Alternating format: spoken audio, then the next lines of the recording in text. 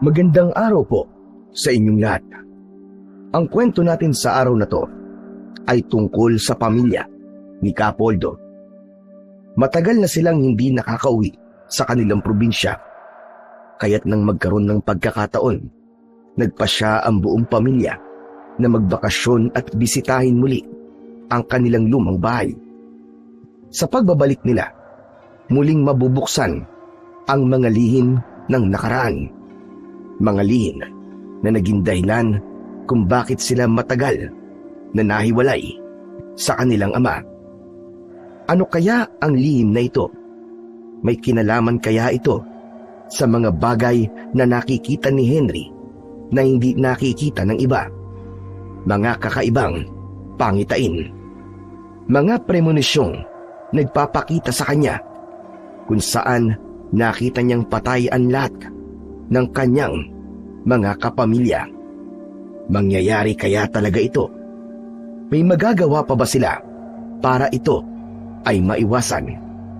At ano ang mangyayari sa oras na muling magtagpo-tagpo ang kanilang pamilya? Sino kaya ang kanilang kalaban? At ano ang kayang gawin ng matandang albularyo para sa kanyang pamilya kung ang kalaban nila ay hindi na tao? Ngunit bago ang lahat, mga idol, huwag po nating kalimutan mag-subscribe at i-hit ang notification bell sa aking YouTube channel na The Voice Addict at Apong Isak para sa mas marami pang makapigil hiningang kwentong aswang at katatakutan mula sa mundo ng kababalaghan. Umpisahan na po natin ang kwento. Isang umaga, abalang-abala ang buong pamilya sa harap ng isang malaking bahay sa syudad. 8 silang lahat, maliban sa driver, ang 3 magkakapatid na sina Lori kasama ang asawa, si Anjo na kasama ang misis at 2 anak, at si Sario naman ay isinama ang nag-iisang anak niyang si Henry.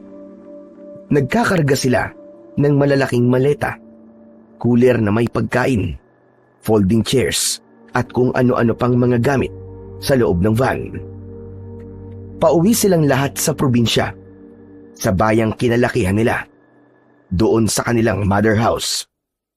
2 dekada na ang lumipas mula nang buo silang makatungtong ulit doon. O ano, nakahanda na ba ang lahat? Ayos na ba? Baka may mga naiwan pa kayo, ha? Wala na po, Tito. Daddy, diba sabi niyo sa akin dati, may beach po doon? Meron. Bakit mo naman naitanong, anak? Wala po. Excited lang po ako, Daddy. Gusto ko na pong mag-swimming eh. Excited ka naman masyado. Parang totoo, ah. Excited ka ba talagang maligo? Eh di ka naman naliligo, ah. Si Kuya Henry talaga ang aasar na naman. O siya. Pigilan niyo na muna ang asaran at baka abutin pa tayo ng tanghali dito. Sario, nakasara na ba yung gate sa likod? Baka makalimutan na naman natin gaya ng unang beses, ha? Muntik na tayong manakawan noon.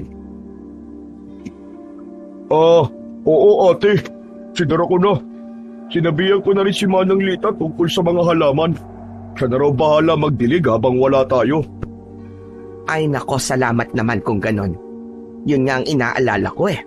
Ang dami ko pa namang pinatubo na bagong halaman sa paso. Sayang kung matutuyo lang. Okay, kung ayos na ang lahat, sakay na tayo. Henry, ikaw na ang bahala sa pinsan mong makulit, ha? Sa'yo mo na itabi. Kapi, Tito. Oh, batang makulit. Dito ka na umupo sa tabi ko, ha? Pwede po ba ako dun sa may bintana? Hindi pwede. Ako sa may bintana eh. Alam mo namang mahihilwin ako, di ba? Ay nako, sige na nga. Oh, ano? Wala na ba tayong nakalimutan? Ay, teka lang. Yung plancha nga pala at iti-check ko. Baka mamaya ay nakalimutan kong tanggalin yung saksakan. Pambihira talaga si ate, oh. O sige na, hintayin ka namin. Ay nako, lagi na lang may nakakalimutan. Classic talaga si Ate Lori. Daddy, ilang oras po ba yung biyahe? Siguro anak, mga 3 hanggang 4 na oras. Depende sa traffic. Grabe, ang tagal po pala. Mabilis lang yun. Hindi mo mapapansin, nagto na tayo. Saka, worth it naman eh. Sigurado akong magugustuhan mo sa lugar na yun, anak. Bukod sa dagat, maganda din ang bahay ng lola mo. Tapos, kakain tayo ng masarap na lomi.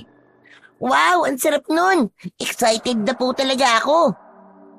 Saka, ipapakita namin sa'yo yung malaking puno ng mangga doon sa may likod ng bahay. Palagi naming inaakyat ng daddy mo noon yun. Inaakyat nila kapag tumatakas sila noon para maglakwat siya. Tanda mo pa yun? Grabe ka. Buhay pa kaya yung mangga na yun? Buhay pa naman siguro. Yung puno na yun, mas matibay pa sa tatay natin eh. Oo nga pala. Wala kayong nababanggit na kwento tungkol kay Lolo. Puro kay Lola, yung natatandaan ko eh. Buhay pa kaya si Lolo? Wala agad nakaimik sa magkakapatid. Nagkatinginan silang tatlo at kapwa huminga ng malalim. Oh, ayan na pala si Ate Lori. Mandoming, paandarin niyo na po ang sasakyan. Lalarga na tayo. Ay, Diyos ko! Hindi ko nga natanggal. Pag nagkataon sunog sana ang bahay natin pagbalik. Ano ka ba naman ate? Nagiging makakalimutin ka na yata masyado. Ano ba? Hindi naman, ngayon lang. Oh, okay na ba talaga ang lahat? Baka mamaya may hindi pa naayos ha. Yung gasol, okay na ba? Okay na, okay na. Sige na, pwede na tayong umalis. Alright, let's go home. Sa wakas, makakauwi na rin ulit tayo. Umandar na ang van. Daan-daan sa umpisa, saka unti-unting bumilis habang binabaybay ang kalsada palabas ng syudad. Tapos na ang rush hour, kaya hindi na masyadong mabigat ang trapiko. Sa loob ng sasakyan ay abala ang mga bata sa kani-kanilang cellphone, habang ang mga matatanda naman ay nagsimula ng magkwentuhan. Tahimik lang si Henry habang nakikinig sa usapan ng mga matatanda.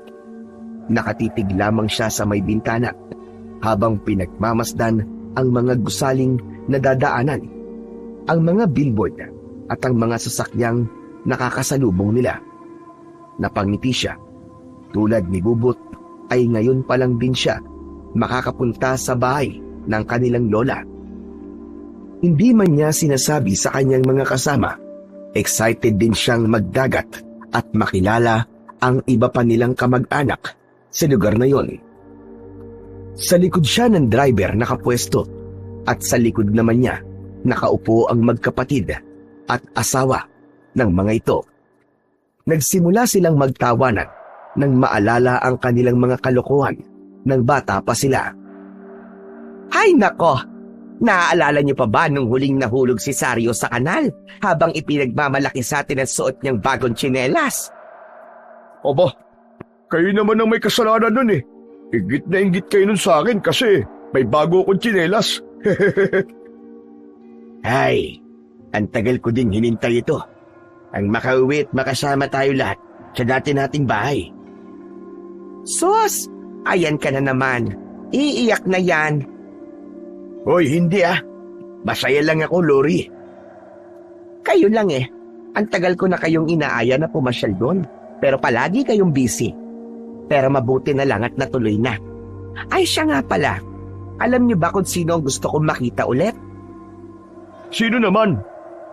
Si Aling Berta na kapitbahay natin. Ano ka mo? Si Aling Berta? Yung chismosa? Aba, hanip ka rin talaga ate, no? Sa dinami-dami na maaari mong mamiss, si Aling Berta talaga. Kaya nga buhay pa kaya yun? Sa palagay nyo, nandun pa kaya sa tabi natin yung tindahan niya? Ay oo nga pala, naalala ko, si Anjo, nang nenok nun sa tindahan niya. Sario, ano ka ba? Nakikinig ang mga bata, pambihira ka. Ay, pasensya na. O mga bata, huwag kayong makinig Mga alaala na lang naman yung pinag-uusapan namin eh. Yung di magagandang naririnig nyo, huwag nyo na lang pakinggan. Kumbaga pasok dito sa kabila, labas naman dito sa kabila, ha? Sige po, Tito. Hay nako, nakakatuwa no? Siguro, madami na talaga ang nagbago dun ngayon. Marami na talaga, ate. Yung mga kwentong kababalaghan, nabago na rin kaya? Kababalagan po? Bakit po, Tita Lori? May duwende po ba sa probinsya ni Lola? Aba, hindi lang diwende ang naroon, kundi mga... Itong si Sario, kung ano-ano sinasabi sa bata. Nako, huwag kang maniwala dyan kay Tito Sario mo. At yan ang pinakasutil sa amin noon. Napakamot sa ulo si Sario. Pero dahil makulit at gustong pagtripan ang bunsong pamangkin, itinuloy niya ang kanya sanang sasabihin. Alam mo ba, Bubot? Madaming aswang doon. Po, may aswang po. Nako, wag na po tayo tumuloy kung may aswang pala. Baka kainin po ako nun eh. Baka mamatay po ako doon. At naniwala ka naman. Sabi nga ni tita, na huwag maniwala eh. Katigas naman talaga ng ulo mo. Alam mo kung totoo may aswang doon, ikaw talaga mauunang kakainin. Ikaw ang unang mamamatay. Miguel, tama na.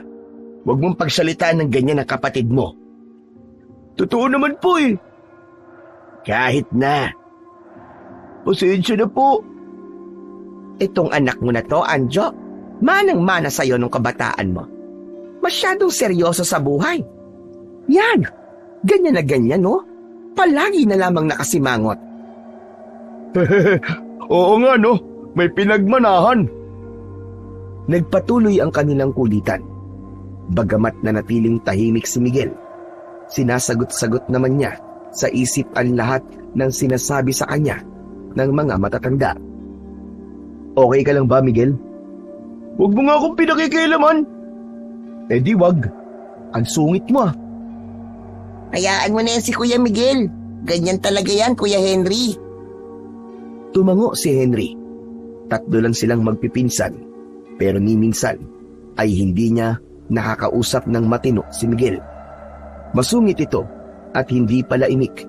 Parang laging galit sa mundo. Ayaw din itong sumama sa kwentuhan ng iba o makisali sa kahit na anong tawanan. Kaya naman, imbis na makipag-usap, bumalik na lang si Henry sa pagtitig sa labas ng bintana. Mainit ang araw, pero presko ang loob ng van dahil sa aircon. Sa loob, maingay pa rin ang matatanda. May nagkikwento ng nakakatawa. May tumatawa ng malakas. May kumakain ng chichirya. Parang piyesta sa loob ng sasakyan. Pero hindi nagtagal, unti-unting tumahimik. Isa-isa nang napagod ang lahat. May mga nagsimulang matulog.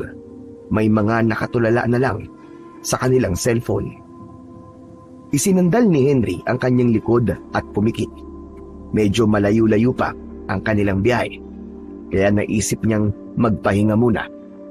Ramdam niya ang marahang paggalaw ng sasakyan, ang huni ng makina, at ang malamig na hangin mula sa aircon. Unti-unti na siyang nadadala sa antok.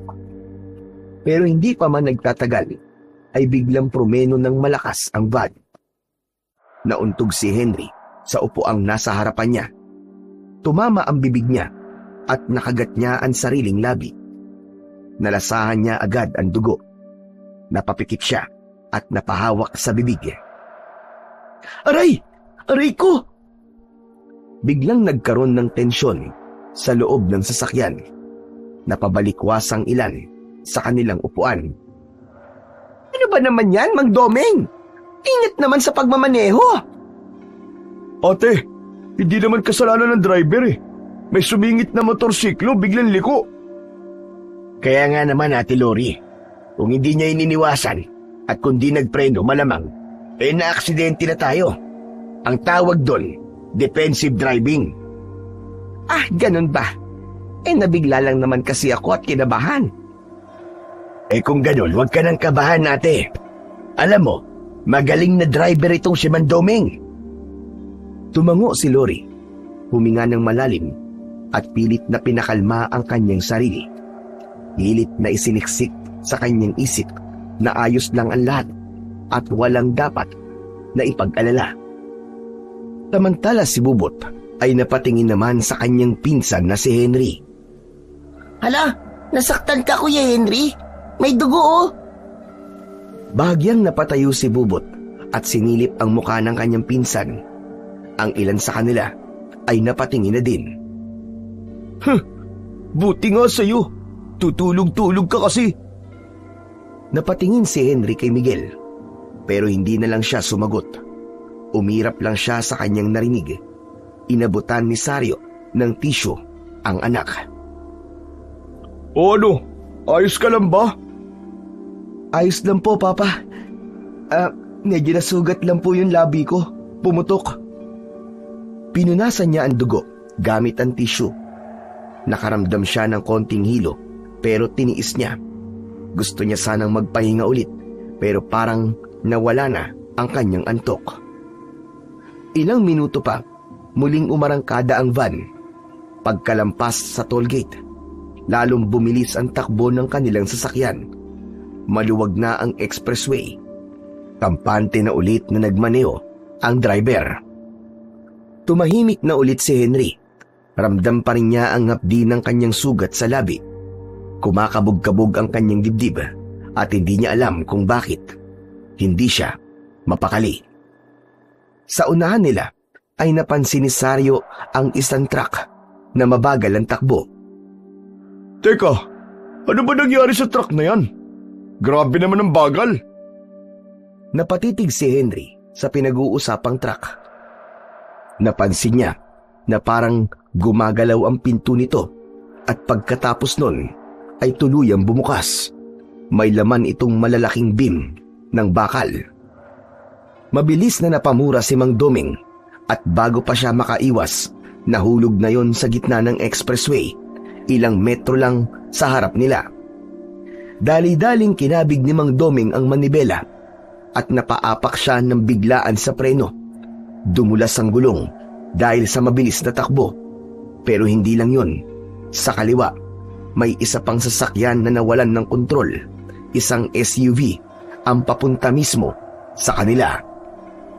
Wala nang nagawa si Mang Doming nang bumangga ang SUV sa kanila. Nag-umpisa ng gumulong-gulong ang kanilang sasakyan. Isang ikot, pangalawa at pangatlo. Sa loob ay nagkagulo. Si Miguel ay tumama ang ulo sa bintana ng van. Agad siyang nawalan ng malay. Umikot ang buong paligid. Tumalsik ang mga bag, ang mga dala nilang gamit. May mga naipit, napilayan at tumama ang mga ulo sa sidewall at mga bintana ng SUV. Samantala si Henry naman ay nasugatan sa nabasag na salamin. Ramdam niya ang punit sa kanyang balikat at duguan na rin ang kanyang binti. Nang huminto sa pag-ikot ang van, may naamoy na gasolina ang binatilyo. Biglang lumiyab ang apoy. Narinig niya ang sigawan ng mga may malay pa. Humihingi ng tulong. May mga umiiyak. May mga umuungol dahil sa labis na sakit. Papa! Sa gitna ng kaguluhan, may narinig siyang malakas na pagpreno ng isa pang sasakyan mula sa likod ng kanilang nasusunog na van. Papalapit ito. Mabilis.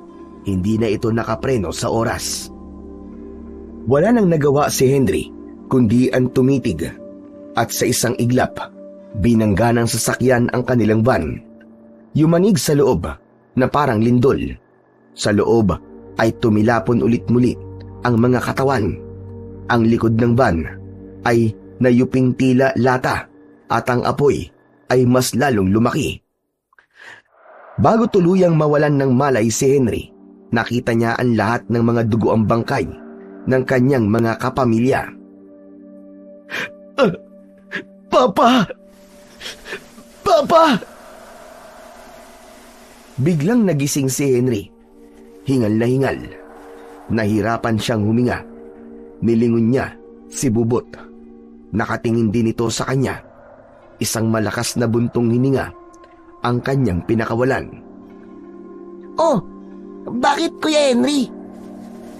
Hindi siya sumagot. Hindi niya pinansin si Bubot. Napatingin na lang siya sa labas ng bintana. Napabuga siya ng hangin nang makitang ayos lang pala ang lahat.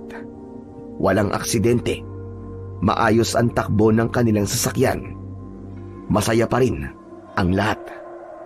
Pero hindi nagtagal, biglang promeno ng malakas ang van. Tumama ang bibig niya sa upuang nasa kanyang harapan. Nakagat niya ang sariling labi.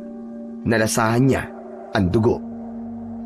Napapikit siya at napahawak sa kanyang bibig. Aray! Aray, ang sakit!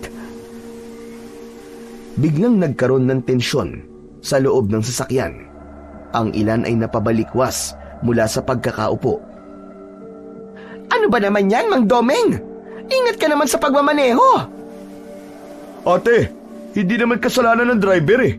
May sumingit na motorsiklo. Biglang liko. Kaya nga naman, Ate Lori, kung hindi niya iniwasan at kung di siya nakapreno, malamang sa malamang na aksidente na tayo. Ang tawag doon, defensive driving. Ganun ba? Nabigla lang naman kasi ako at kinabahan. Huwag ka nang kabahan. Magaling na driver itong si Mandomeng. Sa narinig ng binata, biglang nanlaki ang kanyang mga mata. Parang tumigil ang oras niya. Pamilyar sa kanya ang lahat ng mga linyang yon. Ang tono, ang pagkakabigkas.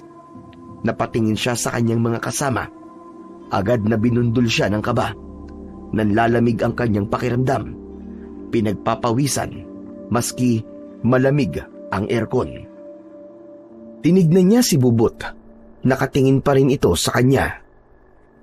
Hala, nasaktan ka Kuya Henry. May dugo oh. Bahagyang napatayo si Bubot at sinilip ang mukha ng kanyang pinsan. Ang ilan sa kanila ay napatingin na rin. Buti nga sa'yo, tutulog-tulog kasi. Hindi makaimik si Henry.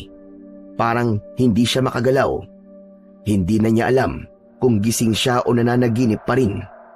Napatingin siya sa bintana. Pareho, eksaktong-eksakto sa kung ano ang napanaginipan niya. Sana, hindi totoo. Sana wag. Wag naman sana, Diyos ko. Ayos ka lang ba, anak? Hindi agad nakasagot si Henry. Pinilit niyang tumango, pero hindi na niya kayang manahimik. Tumingin siya sa may unahan at nakita niya na ang pilahan ng mga sasakyan sa may tollgate. Nakita niya ang truck, yung truck na may kargang bakal. Mandoming, huwag niyo pong sundan yung truck ha. Napatingin sa kanya ang lahat. Nakikiusap po ako sa inyo. Huwag niyo pong susundan yung truck na yon. Teka, bakit naman anak? Nakita ko po, maaaksidente tayo. Mamamatay tayong lahat. Praning, Pakiusap man, Doming. Nagsasabi ako ng totoo. Nakita ko, Papa. Please, sabihin niyo huwag natin sundan yung truck. Huminto muna tayo sa may emergency. Kahit sandali lang, please. aba anak, hindi pwedeng huminto doon. Lalo na kung wala namang emergency sa sasakyan natin. Ano ba nangyayari sa'yo? Ano pa nga ba? Di nababaliw na. Manahimik ka! Ikaw ang unang mamamatay kung di mo ipapahinto sa sasakyan na to. Natawa si Miguel sa kanyang upuan. Hindi na niya pinansin pa ang pinsan. Bagkus ay tumingin siya sa harap, sa kalsada at sa truck na kanilang sinusundan. Hindi siya sigurado kung panaginip yun o isang babala. Pero alam niyang may kakaibang nangyayari. Anak, ano ba problema? Hindi ko po may paliwanag pa. Pero lahat ng nangyayari ngayon, nakita ko na po sa panaginip ko. Maaksidente po talaga tayo, maniwala kayo. O sige, Mandoming. Bagalan nyo lang po ang pagmamaneho. Mamayang makalampas tayo dito sa tollgate. Huwag nyo sundan ang truck, ha? Tumango si Mang Doming. Sumang-ayon ito. Hindi na siya nagtanong pa, basta't sumunod na lamang. Tahimik na si Henry. Hindi na siya muling nagsalita. Inalis niya ang tingin sa kalsada at bahagyang napapikit. Pakiramdam niya ay gumaan kahit konti ang bigat sa kanyang dibdib. Hindi siya sigurado kung ligtas na talaga sila. Pero kahit papano, umaasa siyang hindi na sila masasangkot sa aksidenteng yun. Lumampas na sila sa toll gate. Mabagal ang takbo nila. Ilang sandali pa, mula sa di kalayuan, may narinig silang sunod-sunod na malalakas na tunog. Ano yon? Napahinto ang van, pati na ang mga sasakyang kasunod nila. Muling umandaran sa sakyan nila, pero dahan-dahan lang. At doon nila nakita ang kalunos-lunos na aksidente sa kalsada. Sa gitna ng daan ay nakahambalang ang isang malaking beam ng bakal. Ito ang naging sanhi ng aksidente. Natulala ang lahat. Wala ni isa ang nakagalaw kagad. Diyos ko! Sa harap, kitang-kita ang dalawang sasakyan na nagsalpukan.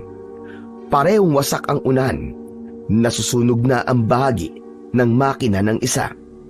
Habang ang lahat ay gulat at di makapaniwala, napansin ni Henry na nakatingin sa kanya si Miguel. Sus! Pabibo! Nagkataon lang naman yun! Hindi na lang pinansin ni Henry ang komento ng aroganting pinsan. Bagkus ay tumingin na lang siya sa paligid. Tinignan niya ang kalunos-lunos na sinapit ng mga naaksidente. May ilan na ring lumalabas ng kanilang mga sasakyan para tignan ang nangyari. Kung meron pa silang pwedeng iligtas bago sumabog o tuluyang matupok ng apoy ang mga sasakyan. Ngunit sa kanila walang bumaba. Si Lori ay napa-sign of the cross at halatang nanginginig. Si Bubut naman ay umiiyak na. Agad naman siyang niyakap ni Henry. Diyos ko! Salamat sa Diyos! Salamat talaga! Hinawakan ni Sario ang balikat ng kanyang anak. Tumango si Henry. Hindi pa rin siya makapaniwala sa nangyari. Ramdam pa rin niya ang kaba. Ang takot ay naroon pa rin. Makalipas ang ilang minuto, dumating ang mga unang rumesponding sasakyan. May ambulansya, may fire truck, may patrol. Unti-unting bumalik sa normal ang kilos ng mga sasakyan. Umandar na rin muli ang kanilang sasakyan. Hindi na kasing bilis ng dati. Maingat na si Mang Doming. Mas ayos na mabagal. Makakarating pa rin naman tayo eh. Wala naman tayong hinahabol na oras, di ba? Sumang-ayon ang lahat. At si Henry, muling bumulong ng panalangin. Nagpasalamat siya sa Diyos dahil nakaligtas sila. Makalipas ang ilang oras ng biyahe, ay narating na rin nila sa wakas ang kanilang destinasyon. Huminto sila sa isang bahay na malapit sa beach. Paghinto ng van sa harap ng bahay, agad na sinalubong sila ng matandang katiwala at agad silang binati. Samantala si Mang Doming naman ay agad na nagpaalam matapos maihatid ang kanyang mga amo. Nagsabi itong maghihintay na lamang ng tawag kapag kailangan na nilang bumalik ng Maynila. Dumating na pala kayo. Mabuti na lang. Kumusta naging biyahe nyo? Maligayang pagdating. Lumapit si Sario at kinamayan ng matanda. Nagmano naman ang mga anak nila. Wow! Ang ganda ng bahay! Ang laki! Napangiti si Henry sa tuwang nakikita niya sa kanyang pinsan. Ang bahay ay halatang luma na pero matibay at maayos pa rin. Isa itong malaking bahay na yari sa matitibay na kahoy. May malalaking bintanang gawa sa kapis. Ang pinto ay didoble, gawa sa makapal na nara. May maluwang na balkonahe na may mga antigong upuan. Sa gilid nito ay may mga paso ng halaman. Ang bakuran naman ay napapaligiran ng mga puno ng nyog. Tara dito sa loob ng bahay. Sige po, Mang Miguelito. Salamat po. Ay, siya nga pala. Nadaanan namin kanina parang abandonado na ang mga bahay dito. Nasaan na yung mga tao dito, Mang Miguelito? Naku, wala na po. Mga illegal settler po kasi sila. May nag-claim ng lupa at pinalaya sila. Abay, ganun ba? Sayang naman. Nalungkot si Lori sa kanyang nalaman. Inaasahan pa rin niya kasi yung ingay at tabil ng bibig ng isa nilang kapitbahay. Madaldal pero mabait na babae na si Aling Berta. Tumakbo si Bubot papunta sa gilid ng bahay at nakita na nga niya ang dagat. Sumunod sa kanya si Henry. Totoo nga, may dagat talaga dito. Wow, ang sarap sigurong maligo dyan. Araw-araw na talaga akong maliligo. Ano ka mo? Araw-araw ka nang maliligo? Naku, wag naman. Mas maganda kung wag ka nalang maligo lalo na't hindi naman ako sanay sa amoy mo kapag mabango ka eh. Kuya naman nang aasar na naman. Napakamot na lang sa ulo ang bata habang panay ang pangaasar ng kanyang pinsan na si Henry. Naglakad-lakad pa sila. Nakita nila sa likod ng bahay ang isang puno ng mangga. Wow, ang daming bunga kuya, tignan mo. Manungkit tayo mamaya. Pwede. Mukhang masarap at mukhang malapit ng mahinog ang iba. Sige, manunungkit tayo mamaya. Narinig na nila ang tawag sa kanila ng kanilang tiya Lori. O tara na, baka nasa loob na sila ng bahay. Opo kuya. Pagpasok nila sa loob ng bahay, ay nakita nilang malinis na malinis ang loob nito. Walang alikabok, ang mga sahig ay makintab. Nakaayos ng mabuti ang mga gamit. Halatang alagang-alaga ni Mang Miguelito. Isa sa mga painting na naroon ang pumukaw ng pansin ni Henry. Nakasabit ito sa may pinakagitna ng sala. Inay?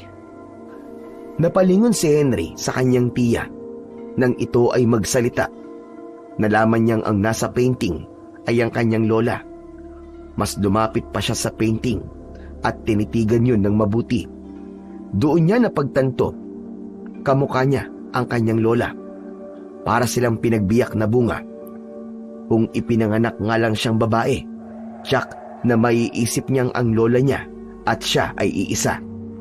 Napangiti si Henry nang dahil doon. Yan ang larawan niya nung ikasal sila ni tatay.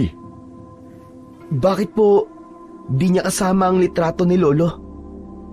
Wala bang maski isang litrato si Lolo? Walang sumagot. Nagtingin na lang sila Sario, Anjo at Lori. Umiling ang kanyang ama. Ipinaalis namin lahat ang larawan ni tatay dito. Ha? Bakit? Hindi mo na kailangan malaman kung bakit. Teka, may nangyari po ba? Galit po ba kayo sa tatay niyo? Gusto ko po makita at makilala si Lolo. Patay na po ba siya? Hindi namin alam. Mula lumawala siya dito, mula nang lumaya siya, wala na. Wala na kaming naging balita sa kanya. At hindi na rin kami interesadong malaman kung ano nangyari sa kanya. Huwag ka na magtanong. Enjoy na lang natin yung bakasyon natin dito. Ngayon lang to, Henry. Ngayon lang. Tumango ang binata. Tahimik na rin, tulad ng sabi ng kanyang ama. Naunang naupo sa sopa si Miguel. Nakayuko at panay ang pindot sa cellphone. Wala siyang pakialam sa paligid. Si Bubot naman ay paikot-ikot sa bahay. Sinusuri ang bawat sulok. Sumisilip sa ilalim ng lamesa, sa mga sulok at sa bintana. Si Henry, umupo na rin. Isinandal ang likod sa sopa. Biglang muling sumagi sa isip niya ang aksidenteng muntik na nilang kasangkutan kanina. Inisip niya kung bakit ipinakita sa kanya ang mangyayari. Habang nakaupo, napatingin siya kay Mang Miguelito na noon ay nag-aayos ng baso sa mesa. Matangkad ang matanda. Payat, kayumanggi ang balat. Hulubot ang muka at bahagyang nakukuba. Napansin ni Henry ang paraan ng pagtitig ni Mang Miguelito kay Anjo at kay Sario. Parang pailalim kung tumingin. Parang may bahid ng galit o inis. Napakunot noo si Henry. Bakit ganun siya tumingin? Sino ba tong matanda na to? Kuya, Biglang bumaling ang tingin niya kay Bubot. Nakangiti ito sa kanya. samahan mo ako mamaya doon sa may tabing dagat. Bakit akong inaaya mo? Ba't di yung kuya mo ang tawagin mo para magbanding naman kayo? Ayoko, ikaw na lang. Mas mabait ka eh. Maski palagi mo akong inaasar. Napangiti si Henry. Hindi rin niya maiwasang matuwa sa pagiging totoo ni Bubot.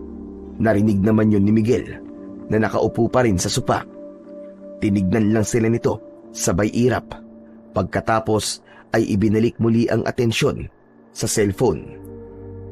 Nang tignan ulit ni Henry ang matanda, ay may dala na itong tray na may lamang pitsil ng juice at mga baso at may kasama ring tinapay. Magmerienda na muna kayo. O eto, pasensya na kayo kung yan lang ang naihanda kong merienda. Naging abala naman kasi ako sa paglilinis kaya hindi ako nakapagluto ng espesyal na turon. Maingat na lumapit ang matanda. Sinalubong siya ni Henry at sinubukang tumulong. Ako na po, Mang Miguelito.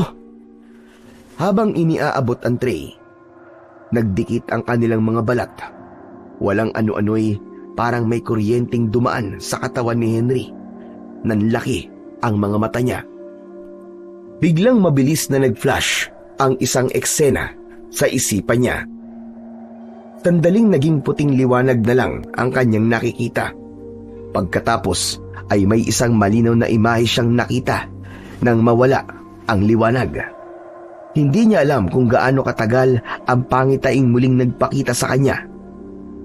Nang muling bumalik siya sa realidad, nakatayo pa rin sa harap niya ang matanda. Naramdaman niyang nanlambot ang kanyang tuhod. Nahilo siya at nagdilim ang kanyang paningin. Papa! Bigla siyang natumba. Nagulat ang lahat. Henry! Uy! Agad na pinagtulungan siya ni Nazario at ng Chewin na buhatin papunta sa kwarto. Pinahiga siya sa kama. Basang-basa ng pawis ang kanyang noo at namumutla din siya. Pagkaraan ng ilang minuto, unti-unting nagmulat ng mata si Henry. Nasa tabi niya, si Sario. Si Bubot. Henry anak, nandito ako. Huminahon ka lang. Papa, nakita ko. Nakita ko, Papa. Ano yung nakita mo? Si Bubot. Nakahiga siya, parang wala ng buhay. Bumubula po ang bibig niya pa. Henry! Totoo po, Papa. Hindi po ako nananaginip. Katulad po nung nakita ko sa aksidente. Ganon din to, please. Huwag niyo siyang hayaan lumayo sa atin. Bantayan niyo po siya. Sandaling natahimik si Sario. Kita sa mukha nito ang pag-aalala, pero may bahid ng pagdududa. O sige. Sabihin mo, paano mo siya namatay? Nakita mo ba? Hindi ko po alam pa. Hindi ko nakita kung paano. Pero parang nalason. Bumubula po ang bibig niya tapos hindi na po siya umihinga. Lason? Sa bahay na to? Sa pagkain? Siguro. Hindi po ako sigurado pero please, bantayan niyo po siya ng maigi. Tumango si Sario. Malalim ang buntong hininga. Oo na, ako nang bahala sa pinsan mo makulit. Babantayan ko siya. Makakaasa ka. Salamat po, Papa. Salamat po. Huminahon ka muna ha. Magpahinga ka. Ako na kakausap sa daddy niya. Hindi natin pababayaan si Bubot. Napapikit si Henry. Ramdam niya ang takot, pero kahit paano, gumaan ang loob niya. Pagkaalis ng kanyang ama, ay natulala siya. Napatingin sa itaas ng kesame at napatanong sa kanyang sarili. Hindi pa tapos sa mga babala. Mamamatay si Bubot. Paano ko pipigilan yun? Hindi pwedeng mangyari to. Napaigpit ang kapit niya sa unan. Pinikit niya ang kanyang mga mata. Pilit na nilalabanan ng kaba. Gustuhin man niyang tumulong, ay hindi niya magawa dahil nahihilo siya. Samantala, sa sala, nag-uusap-usap ang mga matatanda. Ano ba nangyayari kay Henry, Sario? Pina-check up mo na ba ang anak mo? Hindi na ate kasi ilang na taon na din namang hindi siya inaatake ng sakit niya eh. Mukhang bumalik na naman eh. Dapat, ipatingin mo siya ulit sa doktor pagbalik natin sa Maynila. Nakakatakot. Baka lumala ang kagaya niya. At magaya siya sa... Hindi naman ganun ang anak ko ate. Maayos naman siya. Sadyang may mga panaginip lang talaga siyang hindi maganda. Sa katunayan yan eh, may sinabi siya na masamang mangyayari sa anak mo, Kuya Anjo. Ano ka mo? Siya anak ko. Kanino ba, kay Miguel? Hindi. Hindi si Miguel, kundi si Bubot. Nakita niyang patay at bumubula ang bibig. Ano ka mo? Nag-aalala nga ako eh. Natatakot ako na baka magkatotoo katulad nung kanina. Hindi ba't nagkatotoo ang pangitain niya? Nako, at naniwala ka naman sa anak mo. Nagkataon lang yung kanina. Oo nga naman. Malamang ay nagkataon lang yon. Yung anak mo kasi mahilig din manood ng mga kwentong kababalaghan eh. Masyado siyang naiimpluwensya ng mga napapanood niya. Sa sakit niya, dapat hindi mo pinapayagang manood ng ganun yun. Ate, hindi naman siya madalas manood ng ganun. Mahirap talagang paniwalaan ang sinasabi niya, Ate Lori. Pero wala namang mawawala kung maniniwala tayo eh. Kahit sabihin pa natin nagkataon lang ang lahat, wala namang masama kung dodoblihin natin ang pag-iingat kay Bubot, hindi ba? Sa bagay, tama ka naman. Narinig ni Miguel ang pag-uusap nila. Napatigil siya sa pag-scroll sa cellphone at dahan-dahang tumingin sa kanilang tatlo. Hindi siya komportable sa narinig. Ayaw niya yung ideyang mamamatay si Bubot. Kahit madalas siyang masungit at tahimik, kahit minsan ay pinapagalitan niya ito. Mahal na mahal niya ang kapatid niya, higit pa sa buhay niya. Hindi lang niya masabi, hindi niya rin alam kung paano ito ipaparamdam. Madalas kasi ay nauunaan selos niya at inis dahil pakiramdam niya ay mas pinapaboran si Henry ng kanyang bunsong kapatid. Pero ngayong narinig niya ang naging pag-uusap ng tatlo, bigla siyang kinabahan. Naalala niya na noong mga maliliit na bata pa lang sila ni Henry ay madalas na nagkakatotoo ang sinasabi nito. Kapag sinabi nitong huwag ipagulong ang bola dahil mababasag ang paso at kanyang sinuway, nangyayari ngayon. Napagalitan silang parehas ng Tia Lori nila. May ilang mga pangyayari pa na nasaksihan niyang nangyayari nga ang lahat ng mga nakikita ni Henry sa mga panaginip at iba pa. Sabay silang lumaki at magkalaro nung bata pa sila, kaya alam niya. Alam niyang may posibilidad na magkatotoo ang kamatayan ni Bubot at hindi niya yon pababayaang mangyari. Nangako siya sa kanyang sarili. Agad niyang nilibot ng tingin ang paligid. Wala si Bubot. Mabilis siyang tumuyo at pumunta sa may bintana. Tumanaw siya sa labas at doon nakita niya si Bubot na may hawak na kulay asul na pulbura. Bubot! Ano yung nilalaro mo? Hindi agad sumagot ang bata. Patuloy lang ito sa paglalaro ng asul na pulbos. Tila nag-e-enjoy siya sa pagkukumpol nito sa isang plato. Agad na lumabas si Miguel at nilapitan ng kanyang kapatid. Agad niyang kinuha ang hawak ng bata at inamoy. Amoy kemikal. Daddy, naglalaro po ng lasing si Bubot oh. Narinig ng tatlo ang sinabing yun ni Miguel. Agad silang lumabas ng bahay. Lumapit sila at tinignan kagad ni Anjo ang hawak ng kanyang anak. Nako! Lason nga yung hawak mo. Para yan sa daga. Naglagay ako kaninang umaga sa mga sulok kasi medyo dumarami na mga mababait na alaga dito sa bahay. Hinila ni Anjo ang anak. Tinignan nito ang kamay ng anak at tinanong kung may kinain ito. Umiling naman ang bata. Ano ka ba naman, Bubot? Ano bang ginagawa mo? Ba't ka naghahawak ng lason? Nagkatinginan naman si Lori at si Sario. Bubot, ang laki-laki mo na. Ba't masyado ka pa rin pabaya? Alam mo bang malalasong ka dyan? Mamamatay ka! Napayuko si Bubot. Namumula ang mga mata. Sorry po, Daddy. Hindi ko po alam na lason yun eh. Akala ko lang po eh. Parang pulbo lang. Hindi na po mauulit. Huwag ka nalang ulit lalapit sa may mga ganyan ha, Bubot? Tumango si Bubot. Lumapit si Miguel sa kanyang bunsong kapatid. Niyakap niya ito ng maigpit.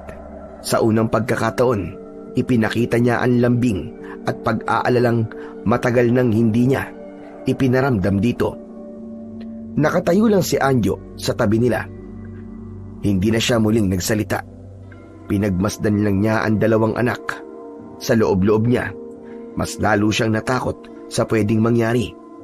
Hindi siya makapaniwala na muntik na ngang mawala ang kanyang anak nang dahil sa lason. Salamat, Miguel. At naagapan mo. Kung hindi, ewan ko na lang. Kaya nga mabuti at napansin ka agad. Tumango si Miguel. Sa puntong yun, ay alam ng binatilyo na kailangan pa rin niyang bantayan ng kanyang kapatid. Kahit gaano pa ito kaingay, kakulit o kahirap pakisamahan minsan, kapatid pa rin niya ito at bahagi ng kanyang buhay. Hindi niya ito maaaring pabayaan at hindi niya hahayaan na mapahamak ito. Samantala, sa loob ng kanyang silid ay nakasilip naman sa bintana si Henry. Pinilit niyang tumayo nang marinig ang tensyon sa labas ng bahay. Nasa ikalawang palapag siya at kita niya ang nangyayari sa ibaba, sa tapat mismo ng kanyang kwarto. Ay, salamat sa Diyos! Pangalawang pagkakataon na to na nailigtas ko ang pamilya ko ah. Dahan-dahang bumalik si Henry sa kanyang kama at muli ipinikit ang kanyang mga mata. Samantala, nang makapasok silang muli sa loob ng bahay, balik na ulit sa normal lang kilos ng lahat. Umupo si Bubot sa gilid ng sopa at nanahimik. Si Miguel ay hindi na bumalik sa pagsiselfon. Sa halip, umupo siya sa tabi ng kanyang kapatid at nagsimulang makipagkwentuhan. Anong gusto mong gawin mamaya? Gusto mo mag-swimming tayo? Pwede po. Kahit saglit lang. Oo naman, kung papayagan tayo ni Daddy. Daddy, pwede ba kami mag-swimming ni Kuya mamaya? O sige, pero dun lang kayo sa may mababaw ha. Saka mabilis lang. Yay! Salamat, Daddy! Sigurado ka bang papayagan mo yung mga anak mo, Anjo? Oo naman. Makakatulong yun para makalimutan nila nangyari kanina. Saka, nakaligtas naman na siya, hindi ba? Katulad sa aksidente kanina. Wala naman nangyari nung nalampasan natin yun, di ba?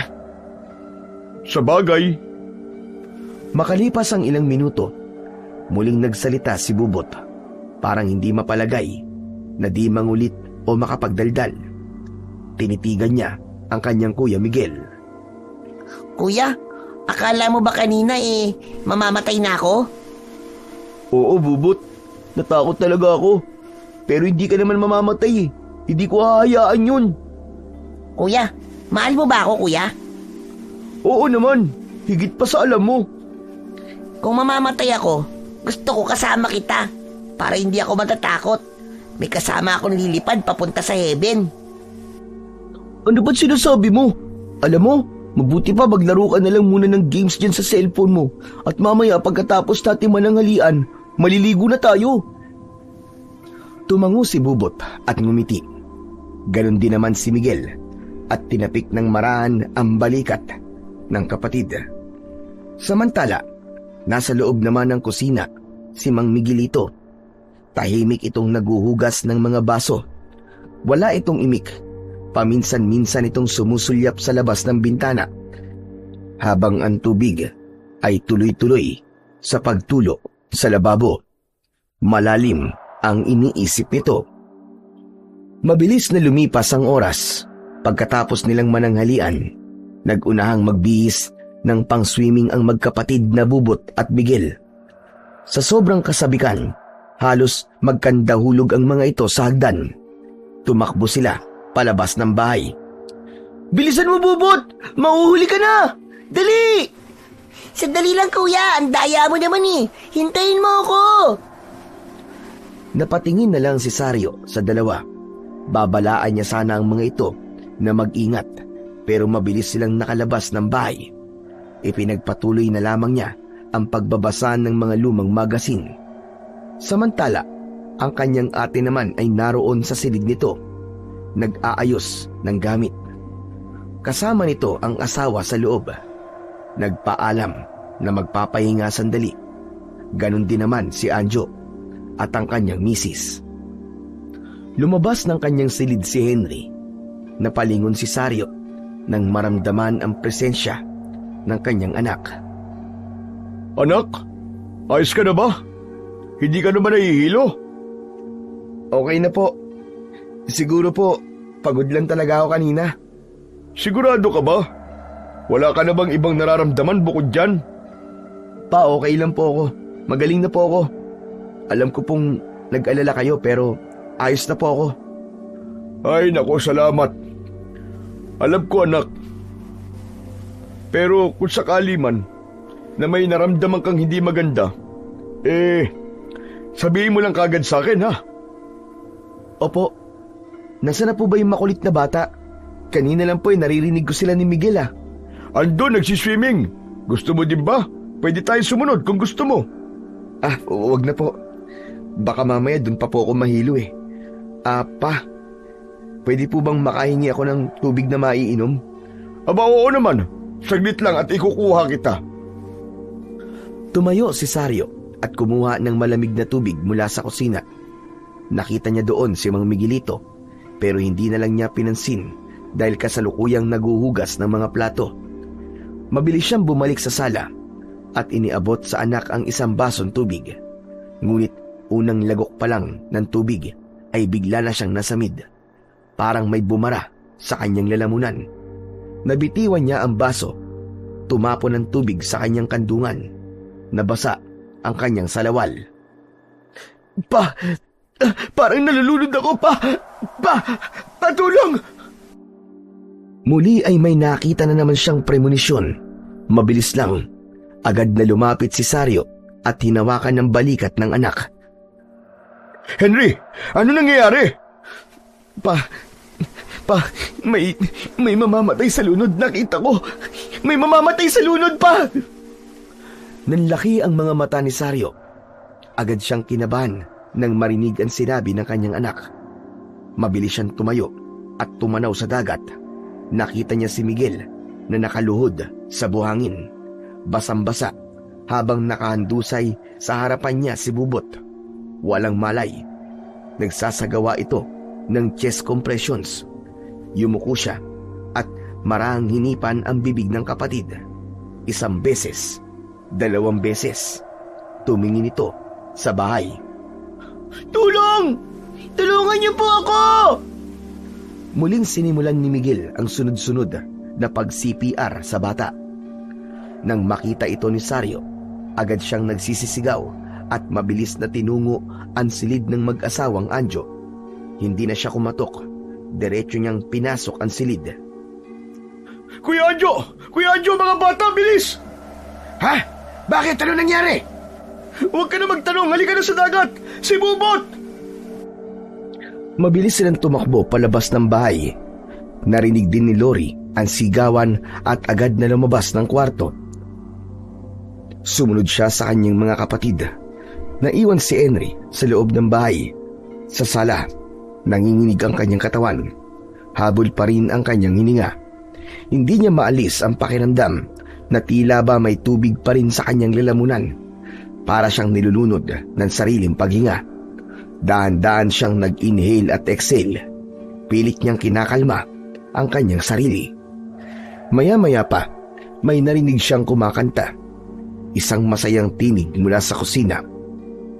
Napakunot ang noo ni Henry. Ilang segundo lang ay may lumabas mula doon. Si Mang Miguelito.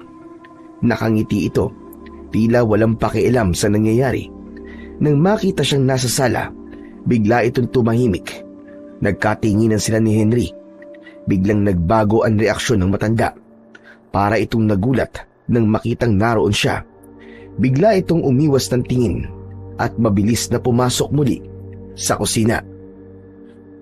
Samantala, sa may dalampasigan ay halos madapa sa tabi ni Bubot ang kanyang ama. Pinagmasdan niya ang anak mula ulo hanggang paa nito. Hindi siya makapaniwala sa kanyang nakikita. Maputla ang mukha ni Bubot at ang labi ay nangingitim na. Nakatirik ang mga mata at wala ng buhay. Niyugyug niya ang katawan ng bata at tila pilit na ginigising. Pero wala na. Patay na ang kawawang si Bubot. Bubot! Bubot, anak! Bubot, wag mo akong iiwan! Bubot! Pareho na tulala sa nakita sina Lori at Sario. Kapwa sila umiyak at hindi makapaniwala sa sinapit ng kanilang pamangkin. Diyos ko! Si Bubot! Habang umiiyak si Anjo, biglang bumaling ang tingin nito kay Miguel na nakatayo sa di kalayuan sa kanya. Hindi nito maitaas ang kanyang tingin, parang may kung anong tinitignan sa buhangin. Ikaw! Ikaw ang kasama niya! Ikaw ang kuya niya! Bakit mo siya pinabayaan? Anong ginawa mo? Napaatras ng bagya si Miguel. Nagulat sa pagsigaw ng kanyang ama. Gusto niyang magsalita, pero may nakabara sa lalamunan niya. Umiyak siya. Wala na siyang masabi. Bakit mo hinayaang mamatay ang kapatid mo? Bakit mo siya pinabayaan? Hindi, Daddy. Hindi ko siya pinabayaan. Hindi ko siya pinabayaan. Kung hindi mo siya pinabayaan, sana hindi nangyari ito. Hindi ko po kasalanan. Hindi ko po ginusto. Hindi ko po talaga. Hindi mo ginusto. Pinabayaan mo malunod ang kapatid mo. Wala kang kwentang anak. Isa kang malaking pagkakamali. Tama na. Tama na, Anjo. Huwag mong sisihin ang anak mo. Wala na. Wala na si Bubot, ate. Patay na ang anak ko. Patay na ang bunso ko. Napahiga si Anjo sa buhangin. Tila nawalan ng lakas ang kanyang buong katawan. Niyakap siya ng kanyang asawa at pareho silang umiiyak. Napaatras si Miguel para siyang binagsakan ng mundo. May gusto siyang sabihin sa mga taong nakapaligid sa kanya pero hindi niya masabi.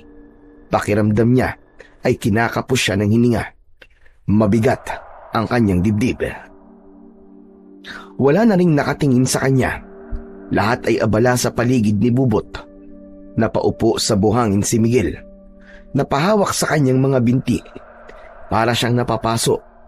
May mga nakita siyang mga marka. Mahahabang mapupulang bakas na parang paso. Palibot sa kanyang binti. Namumula at namamaga. Parang may mga galamay na paakyat sa kanyang hita.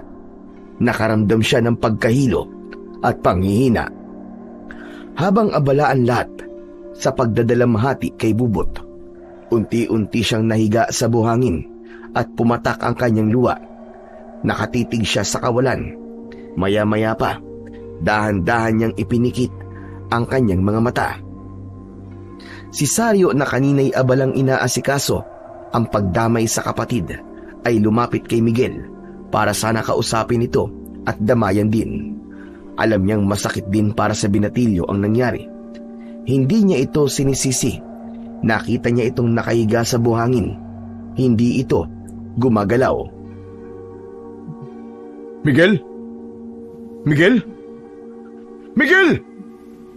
Napalingon ang kanyang mga kasama kay Miguel. Napaluhod si Sario sa tabi nito. Dahan-dahan niyang niyugyug ang balikat ng binata. Wala pa ring reaksyon. Napansin nito ang mga marka sa binti nito. Hindi! Bakit? Bakit pati ikaw, Miguel? Miguel! Lumapit kagad si Anjo sa katawan ng anak. Ang panghihinang naramdaman niya kanina nang makitang patay ang kanyang bunsong anak ay tila mas nadoble nang makita niyang agad na sumunod din si Miguel. Naglupasay na ito dahil sa matinding pagdadalamhati. Ang asawa niya ay nahimatay na. Agad itong dinaluhan ni Lori at ng kanyang mister. Hindi! Hindi pwede to! Miguel, anak! Miguel, bumangon ka! Napahagulgol si Anjo. Niyakap niya ang katawan ng kanyang anak. Kasabay ng pag-iyak niya ay ang sunod-sunod na paghikbi ng mga nakapaligid sa kanila. Pinagmasdan niya ang muka ni Miguel. Sarado ang mga mata nito. Maputla, tila payapang natutulog. Pero alam ni Anjo sa sarili niya, hindi na ito magigising. Namatay si Miguel dahil sa hindi inaasahang pag-atake ng box jellyfish sa kanya habang nasa tubig. Habang ini-enjoy nilang magkapatid ang paglangoy. Habang lumalangoy ay naramdaman niya ang biglaang paghapdi at matinding kirot sa kanyang binti. Parang may kumapit, mainit, masakit. Napasigaw siya, ngunit pinilit niyang maging kalmado dahil kasama niya si Bubot. Pero nahirapan siya. Napalayo si Bubot sa kanya hanggang sa napansin na lang niyang lumulubog na ang kanyang kapatid sa tubig. Agad niyang pinilit na gumalaw. Sinubukan niyang tulungan ito at iligtas, pero maging siya ay nahirapang kumilos.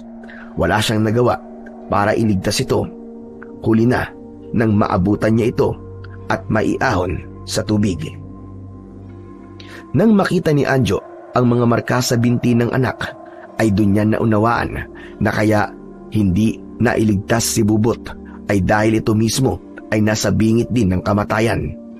Umiyak ng labis si Anjo. Hindi siya makapaniwala na nagawa niyang sisihin at sigawan pa ang kanyang anak. Hindi! Hindi maaari ito! Ang mga anak ko! Ang mga anak ko! Wala nang umimik sa mga kasama niya. Lahat ay tulala.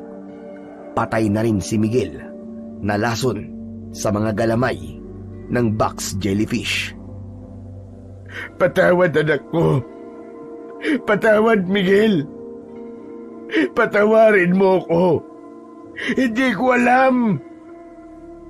Bakit hindi niya sinabi? Kaya namang magamot yun. Bakit tinayaan niyang malason ang katawan niya? Kasalanan ko! Kasalanan ko ang lahat ng ito! Muli siyang umiyak ng malakas. Wala na siyang pakialam sa paligid. Ang mga anak niyang pinalaki at minahal ngayon ay kapwa nakahandusay sa buhangin, malamig at wala ng buhay. Habang nag-iiyakan sila sa may dalampasigan, si Henry ay nakatayo sa may bintana. Tinanaw sila. Nangingilid ang kanyang luha habang pinagmamasdan ang kanyang pamilya. Nagluluksa, nagwawala sa sakit, at halos mawalan ng ulirat sa sinapit ni Bubot at Miguel. Hindi rin niya matanggap ang nakikita niya. Habang nakatingin siya sa mga ito, ay may napansin siyang kakaiba. Naalarma siya. May nakita siyang parang itim na usok na nakabantay sa kanyang mga kamag-anak. Gumagalaw ito na parabang may sariling buhay. Hindi ito basta usok lang, dahil humuhugis ito na parang isang nilalang. Matangkad, payat at baluktot ang kanyang likod. Mahaba ang mga braso nito na parang abot hanggang lupa. Wala itong muka, ngunit sa anyo nito ay parang may mga matang nakatitig na nakatuon sa lahat ng mga nagluluksa. Nanigas si Henry. Hindi siya makagalaw at tila muli siyang nahirapang huminga. Ano yan? Napalunok siya. Sinubukan niyang tanggalin ang paningin sa nilalang. Pero hindi niya magawa. May kung anong humihila sa kanyang atensyon. Kinilabutan siya. Napasigaw si Henry sa loob ng bahay, pero walang boses na lumabas sa kanyang bibig. Parang may nakabara sa kanyang lalamunan. Naglakad ang usok palapit sa bangkay ni Miguel. Tumigil ito sa bandang ulunan ng binatilyo at doon tumuwad ang anino. Biglang may isang bahagi ng anino ang lumawit, parang dila, at dahan-dahang pumasok sa bibig ng bangkay. Nanlaki ang mga mata ni Henry. Napasandal siya sa dingding at napaupo sa sahig. Nanginig ang kanyang buong katawan nang dahil sa takot. Nang makabawi ay muli siyang sumilip sa bintana. Wala na ang anino. Nagdesisyon ng pamilya na ipakremate na lamang ang mga bangkay ni Bubut at Miguel dahil sa kalagayan ng lugar at hirap sa transportasyon. Napagpasya nilang yun ang pinakamadali at pinakapraktikal na paraan. Bagamat masakit para sa kanila na hindi mailibing ang dalawa sa sementeryong malapit sa kanilang tahanan sa syudad, tinanggap na rin nila ang desisyong yun, alang-alang sa kaligtasan at kaluwagan ng lahat. Sa tulong ng isang maliit na puninarya sa bayan, naisagawa rin ang cremation ng hapon ding yun. Tahimik at simple ang seremonya. Bawat miyembro ng pamilya ay dumalo. Bit-bit ang bigat sa dibdib, habang pinagmamasdan ang huling sandali ng mga labi ng dalawang bata. Matapos ang cremation, 2 urn ang iniabot sa pamilya. Isa para kay Bubot at isa naman para kay Miguel. Maigpit ang pagkakahawak ni Anjo sa urn ng kanyang anak na si Bubot. Sa kabilang banda, ang misis niya ang umalalay sa urn ni Miguel, sapagkat si Anjo ay tila wala ng lakas para buhatin pa ang isa. Si Saryo naman ay tahimik lamang, hawak ang balikat ng anak niyang si Henry. Pagdating nila sa bahay, maingat na inihanda ng puninarya ang lugar para sa lamay. Naglatag sila ng malinis na puting tela sa ibabaw ng mahabang mesa sa gitna ng sala. Inilagay doon ang 2 urn. Maayos na naglagay ng mga puting bulaklak sa gilid. Nang matapos ang lahat ng kailangang ayusin, ay nagpaalam na ang mga taga-puninarya upang makapagluksa ang pamilya ng pribado. Hindi ko akalaing ang masayang bakasyon natin ay magiging ganito kalungkot. Kung alam ko lang, hindi na sana ako nag-aya ng bakasyon dito. Wala kang kasalanan, ate. Wala namang may gusto sa nangyaring ito. Pero ako nagpumilit. Ako nagsabing bumalik tayo rito. Akala ko makakatulong para makapag-bonding tayong lahat. Para maalala natin ang masasayang alaala ng kabataan natin. Malungkot si Henry sa kanyang mga narinig. Hindi niya kaya. Hindi siya mapakali. Nagpaalam na muna siya. Doon po muna ako sa taas. Medyo masama lang po ang pakiramdam ko. Sige anak, mabuti pa'y matulog ka na rin muna. Kami na lang muna ang bahala dito. Nang makaakyat sa itaas ang anak, ay saka pinangunahan ng lalaki ang pagdarasal. Sila lang ang pamilya naroon. Walang ibang taong nakiramay, maliban kay Mang Miguelito. Hating gabi nang magising si Henry, mabigat pa rin ang kanyang pakiramdam. Basang-basa ng pawis ang kanyang kasuotan. Nang bumangon siya, ay nakaramdam siya ng pagkahilo. Tiniis niya yun. Inabot niya ang kanyang tumbler at uminom. Kahit paano ay nakaramdam siya ng ginhawa nang siya ay makainom. Ngunit nang salatin niya ang kanyang noo, ay napagtanto niyang meron siyang lagnat. Napakunot ang kanyang noo nang tila may naririnig siyang yabag. Tapos ay may bumubulong. Hindi niya maintindihan, pero malinaw sa pandinig niya na hindi lamang yun isang guni-guni. Dahan-dahan siyang lumapit sa bintana.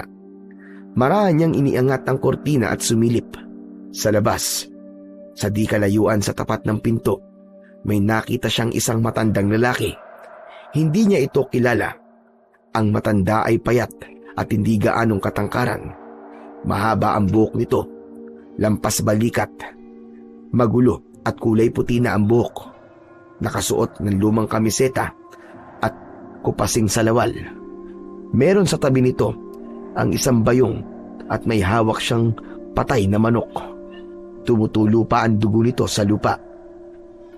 Tila meron itong inaawit o ibinubulong na dasal. Hindi masyadong marinig ni Henry kung ano ang sinasabi, pero malinaw sa kanyang paningin ang galaw ng labi ng matanda. Sino kaya to? At anong ginagawa niya? Parang nagsasagawa siya ng ritual ah. Napagtanto niyang tila hindi normal ang ginagawa ng matanda, pero hindi siya kinikilabutan o kinakabahan. Hindi siya makaramdam ng takot. Pinanood niya lang ito. Ang matanda naman ay parang hindi napansin na may nanonood sa kanya. Patuloy lang ito sa ginagawa hanggang sa bigla itong lumingon, direkta kay Henry. Nagkatinginan silang dalawa. Nanlaki ang mga mata ng matanda. Napanganga ito. Tila nagulat. Parang may naalala. Parang may nakita sa kanya na hindi inaasahan. Ilang segundo din silang nagkatinginan. Maya-maya ay tumalikod ito. Teka, sandali! Sino ka? Mabilis na lumakad palayo ang matandang lalaki. Sino ba yun? At anong ginagawa niya? Nakita pa niya ang matanda na lumiko pakanan bago tuluyang nawala sa kanyang paningin. Bumalik siya sa kanyang kama. Inisip niya kung dapat bang sabihin sa mga kasama ang nakita niya, pero pinili muna niyang manahimik. Baka kung ano na naman ang isipin nila sa kanya. Kinabukasan ng umaga, tahimik ang lahat habang nakasakay sa dalawang sasakyan patungo sa lumang sementeryo ng bayan kung saan naroon ang musileo ng kanilang ina, ang lola ni Bubot at Miguel. Pagkarating nila sa lugar, unang bumaba si Sario. Tinapik niya si Anjo sa balikat na noon ay mahigpit pa rin ang pagkakayakap sa urn ng anak. Nandito na tayo, Anjo. Tahimik lang na tumango si Anjo. Inilagay nila ang dalawang urn sa ibabaw ng lamesa na may nakapatong na mga bulaklak at nakasinding kandila sa bawat gilid. Tahimik na nakaupo ang pamilya sa unang hilera. Si Anjo ay tahimik lang at nakatungo. Maigpit ang hawak sa kamay ng asawa. Samantala si Henry ay katabi ng kanyang ama. Maya-maya ay bumulong ang binata. Pasensya na, Bubot, Miguel. Kung may nagawa man akong pagkukulang. Miss na miss ko na kaagad kayo. Napayuko si Henry at umiyak ng tahimik. Hinaplos ni Sario ang likod ng anak. Huwag ka mag-alala. Alam ko, naririnig ka nila ngayon. At alam ko kung ano ang sagot nila sa'yo. Siguradong ganun din ang nararamdaman nila. Lalong-lalo na si Bubot. Para ko naririnig ang makulit niyang boses. Tumango ang binatilyo. Iniangat ang kanyang paningin at tumingin sa dalawang urn. Pero ilang sandali, naging malikot ang kanyang paningin. May hindi siya maipaliwanag na pakiramdam. Parang may mga matang nakatingin sa kanya. Masusing tinignan niya ang bawat sulok sa sementeryo at sa may gawing kanan. Doon, may nakita siya. Pa, tignan mo. May matandang lalaki na nakatingin dito. Ayun oh. Agad na napalingon si Sario sa direksyong itinuro ng anak. Ngunit wala siyang nakita. Anong matandang lalaki? Nasaan? Teka, ba't nawala? Nandun lang yung kanina. Nasa na? Namamalik mata ka lang siguro, Henry. Hindi pa. Kasi nakita ko din yung matandang yung kagabi doon sa may tapat ng pinto natin parang nagsasagawa ng ritual. May patay na manok pa nga siyang hawak at pinapatulo niya ang dugo sa lupa. Anak, mamaya na nga natin pag-usapan yan. Kasalukuyang binabasbasan ng mga pinsan mo eh. Itinikom ni Henry ang kanyang bibig. Bahagyang yumuko. Napatitig naman sa kawalan si Sario. Biglang may naalala siya. Nung bata pa siya, nakakita na rin siya ng ganun. Isang lalaki, nakilala noon bilang isang albularyo na gumagamit ng patay na manok bilang bahagi ng isinasagawa nitong ritual. Isang sinaunang ritual na pampalayas sa mga masasamang elemento, espiritu at aswang. Pinapatulo nito ang dugo sa lupa habang bumubulong ng orasyon at mga dasal. Napalunok si Sario. Naramdaman niya ang bahagyang panlalamig. Tumingin siya sa paligid, umaasang wala doon ang lalaking binabanggit ng anak. Bigla siyang nagbabala kay Henry. Huwag kang lalapit sa taong yun, anak. Po, Hindi natin siya kilala. Baka kapahamakan ng dala niya. sige po. Pagkatapos ng dasal, isa-isang lumapit ang pamilya upang mag-alay ng mga bulaklak. Walang nagsalita. Tanging mga hikbi at pabulong na panalangin ang naririnig. Sa huling pagkakataon, hinaplos ni Anjo ang urn ng mga anak.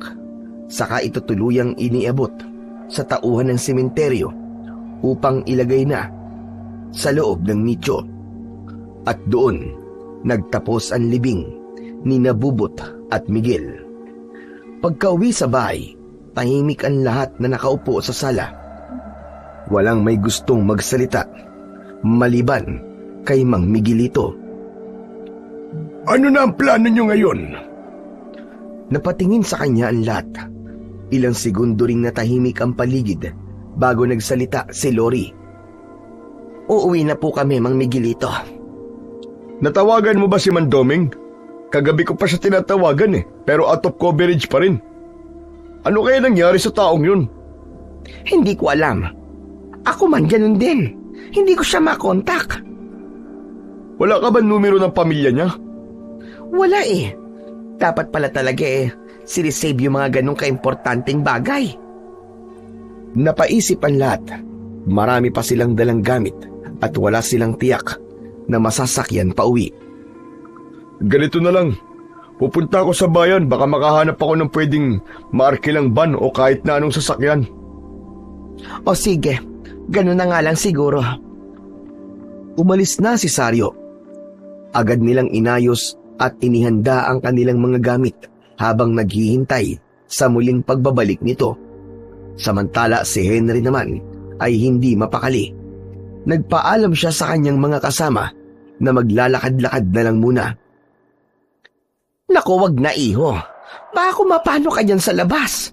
Malalagot ako sa tatay mo. Hindi naman po ako lalayo, tite. Maglalakad-lakad lang po ako dyan sa may dalampasigan. Hindi naman po ako maliligo.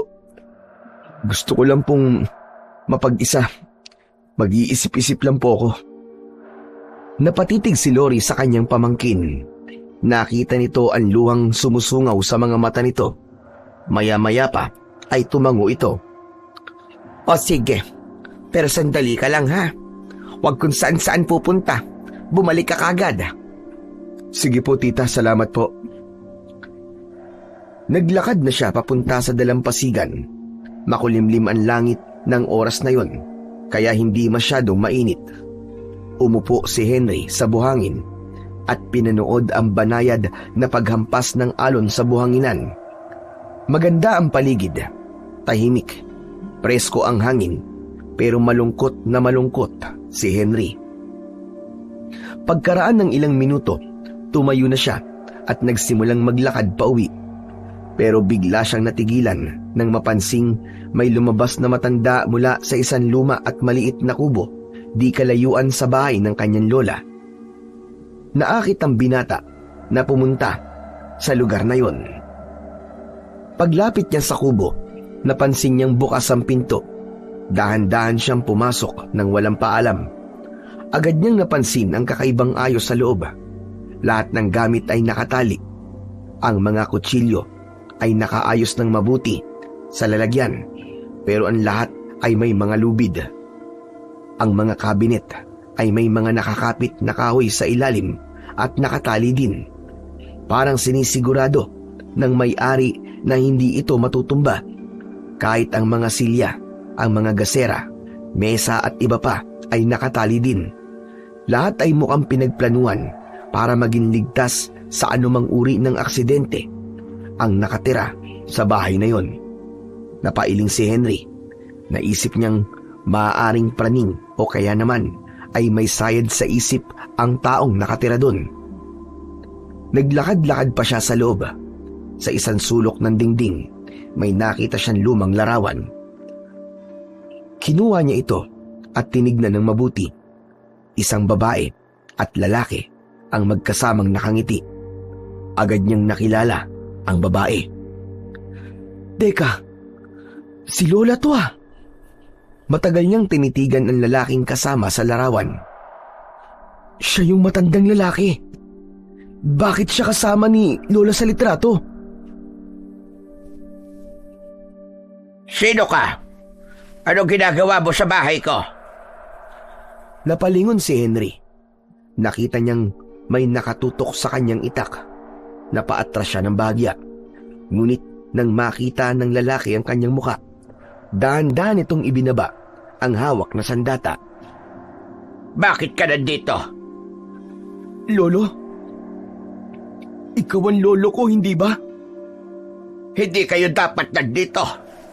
Bakit kayo bumalik dito? Bakit ho? Ayaw niyo ba kami nandito? Ayaw niyo na ba sa amin? Ayaw niyo ba sa mga anak niyo? Hindi sa ganon, iho. Maupo ka. Mag-uusap tayo. Ano ho ba kasing problema? Ano po ba nangyayari? Delikado kayong lahat. Hindi kayo ligtas dito. May kaaway ako noon pa. Baka kayo ang mapagbalingan. Kaaway? Sino pong kaaway? Noon, may isang pamilya dito na mabait sa paningin ng lahat. Pero may hindi alam ang karamihan. Mga aswang sila. Unti-unti ko na-discover ang totoo. Isa-isang nawala ang mga bata at kababaihan dito sa baryo noon. Hanggang sa isang gabi, nasundan ko sila. Nakita ko kung ano ang sikreto nila, kung paano sila pumatay, at kung paano nila paglaruan ang mga kaluluwang nakukuha nila. At ano pong ginawa niyo? Inireklamo ko sila. Kinausap ko mga taga-baryo. May ilang naniwala sa akin. May iba pa na sinabing sila man ay may hinalang aswang talaga ang mga yon. At nung gabing yon, sinugod namin ang kanilang bahay. Nakita namin ang pagbabago nila ng anyo. Sinunog namin ang bahay nila. Hinabol ang ilang tumakas. Napatay silang lahat. Maliban sa isa. Sino po nakaligtas? Ang kanibal ko noon sa aking asawa. Nang mamatay ang pamilya niya, sinumpa niya ako. Sabi niya ay uubusin niya ang lahi ko. Maghihiganti siya. At ngayon, narito sa ulit. Pinatay niya ang dalawa sa inyo. Ano? Ang ibig niyo po bang sabihin eh? Oo. Siya ang pumatay sa dalawang kasama niyo. Eka, bakit hindi niyo sila matawag na apo? Apo niyo ang mga yun ah. Yumuko ang matanda. Hindi siya makatingin sa mga mata ni Henry. Parang may gusto itong sabihin, pero hindi niya masabi. Ano pangalan mo? Henry, anak ako ni Sario. Ikaw na pala ang anak ng aking bunso. Opo, si Miguel at si Bubut po. Anak naman ni na Tito Anjo. Tumango si Capoldo. Sinubukan niyang hawakan ang kamay ng binata. Parang gusto siyang yakapin, pero nahihiya. Si Henry na ang kusang yumakap sa matanda. Hindi kita kilala, pero lolo kita. Noon pa man, gusto na kitang makita. Apo, alam mo bang kamukhang-kamukha mo ang lola mo? Alam ko po. Makinig ka sa akin. Umuwi ka na. Sabihan mo silang umalis na. Delikado ang taong yun. Umalis kayo ng tahimik. Nakikiusap ako. Ayokong may mamamatay pa sa inyo. Ayokong madamay kayo. Sino po ba ang kalaban niyo, Lolo? Isa siyang aswang na may lahi din magkukulam. Marami siyang alam na itim na mahika. Kaya niyang pumaslang ng tahimik. Lolo, may nakita po kong itim na usok nung mamatay po mga pinsang ko. Sinasabi ko na nga ba? At hindi aksidente ang pagkamatay nila. Ang aswang na yon, hindi lang laman ng tao ang kinakain niya, kundi pati na espiritu. May kinagamit itong bahika kung saan nauutusan niya ang usok na gumawa ng aksidente. Ito rin ang paraan niya para minsan ay makakain. Hayop siya. Napakademonyo niyang talaga. Napaatras si Henry. Hindi siya makapaniwalang sinadya ang pagkamatay ng kanyang mga pinsan. Ang lungkot ay napalitan ng galit. Pinagplanuhan niya yun, tulad ng babala niya sa akin dati. Kayo ang pinupuntirya niya ngayon. Lalo't alam niyang hindi niya ako kaya galawin. Anong gagawin namin, Lolo? Tulad ng sabi ko kanina, umalis na kayo hanggat hindi pa kayo nauubos. Ako na lang ang lalaban sa kanya. Kami ang magkaaway, kaya kami ang dapat na magtuos. Nanlaki ang mga mata ni Henry. Mabilis siyang lumabas ng kubo at tumakbo pa uwi. Sa bilis ng kanyang pagtakbo, ay di niya nakita ang isang nakausling bato. Napatid siya dito. Bumagsak siya sa buhangin. Nang iangat niya ang kanyang ulo, wala na siya sa dalampasigan. Nasa loob na siya ng bahay. Sa gitna ng sala, nakahandusay ang mga katawan ng kanyang mga mahal sa buhay. Duguan. Wala ng buhay. Si Lori, si Anjo, at ang mga asawa nila. Nasa magkakahiwalay na bahagi ng sala ang kanilang mga katawan. Ang mga mata nila ay nakadilat na parabang takot na takot bago sila binawian ng buhay. Hindi! Hindi totoo to! Hindi pwede! Sa gilid ng kanyang paningin, may gumalaw. Isang aninong itim ang umaaligid sa mga bangkay. Ang anino ay matagal nasa gitna ng sala, saka biglang tumigil sa paggalaw. At sa harapan ni Henry, unti-unti itong nagbago ng anyo. Tumindig ito, nagkaroon ng hugis, nagkaroon ng braso, katawan at mga binti. Ngunit nang mabuo ang anyo nito, hindi ito mukhang tao. Ngunit isa itong halimaw. Ang mga mata nito ay mapula. May mahahaba itong mga kuko at sa noo ay may dalawang matulis na sungay. Kulubot ang balat nito na tila naaagnas. Ang bibig nito ay puno ng matutulis na ngipin at may dila na parang sa ahas. Mahaba at dumudura ng itim na laway. Ang katawan nito ay payat at matigas. Parang kalansay na nababalutan ng balat ng paniki. Sa likod nito ay may nakausling parang mga buto. Hindi makakilos si Henry. Narinig niya ang mga yabag nito. Papalapit sa katawan ni Lori. Inangat nito ang bangkay gamit lamang ang isang kamay. At pagkatapos ay winakwak nito ang tiyan ng babae. Bumulwak ang dugo at mga lamang loob. Nahulog sa sahig. Wag! Tumigil ka! Tigilan mo yan, hayop ka! Tigilan mo yan! Ngunit hindi man lang siya tinignan ng halimaw. Nagpatuloy ito sa kanyang ginagawa. Binitiwan ito ang bangkay at saka kinain ang mga atay. Kinain ito sa kanyang harapan.